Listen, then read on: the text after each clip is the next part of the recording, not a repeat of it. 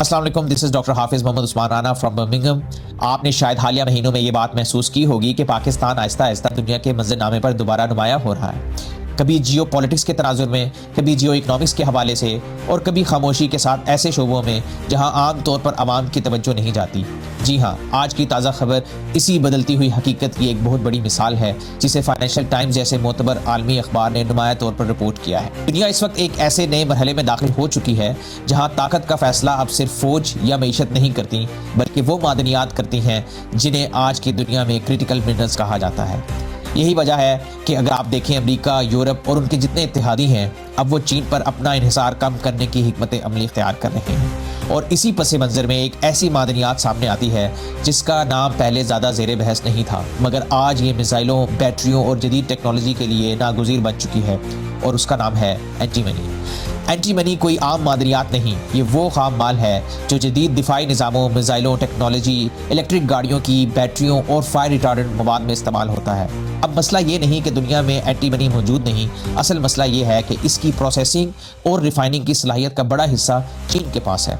यही वजह है कि हालिया महीनों में अगर आप देखें तो एंटीमनी की कीमतों में गैर मामूली उतार चढ़ाव देखने में आया, और कीमतें चंद ही महीनों में तकरीबन $26,000 फी टन से $60,000 फी टन तक जा पहुंची।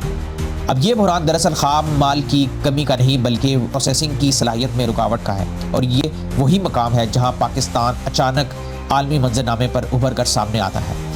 अमरीकी कंपनियां और दिफाई शोबे से वाबस्ता खरीदार अब पाकिस्तान और वस्ती एशिया में एंटीमनी के मुतबादिल ज़राए तलाश कर रहे हैं। पाकिस्तान के शिमाल मगरबी इलाकों और अफगानिस्तान से मुल्क सरहदी खित्तों में एंटीमनी के ज़खायर मौजूद हैं, और अब पहली बार अमरीका इन ज़खायर को संजीदगी से देख रहा है।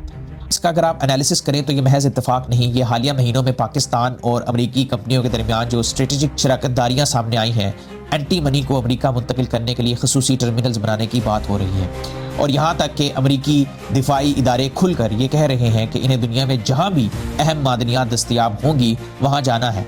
ये बात वाज़ेह करती है कि ये मामला सिर्फ तिजारत तक महदूद नहीं, बल्कि ये एक आलमी ताकत की मुसाबकत का हिस्सा है। लेकिन यहाँ एक बुनियादी मौशी सवाल पैदा होता है कि क्या पाकिस्तान एक बार फिर सिर्फ खाम माल बरामद करने वाला एक मुल्क बनकर रह जाएगा, या हम इस बार वैल्यू चेन में ऊपर जाकर प्रोसेसिंग, स्मेल्टिंग और रिफाइनिंग की तरफ बढ़ेंगे। हकीकत यह है कि पाकिस्तान ने अगर सिर्फ खाम एंटीमनी बरामद की तो फ़ायदा महदूद रहेगा, रोज़गार कम पैदा होगा और असल मुनाफा बैरून मुल्क मुंतकिल हो जाएगा। लेकिन अगर पॉलिसी दुरुस्त हुई, सरमायाकारी आई और शफाफ तरीके से कानकुनी और प्रोसेसिंग का निज़ाम कायम किया गया, तो ये पाकिस्तान के लिए वाकई एक गेम चेंजर साबित हो सकता है। आने वाले महीने ये तय करेंगे कि ये मौका हमारी मईशत को मजबूत करेगा या एक और खोया हुआ मौका बनकर रह जाएगा।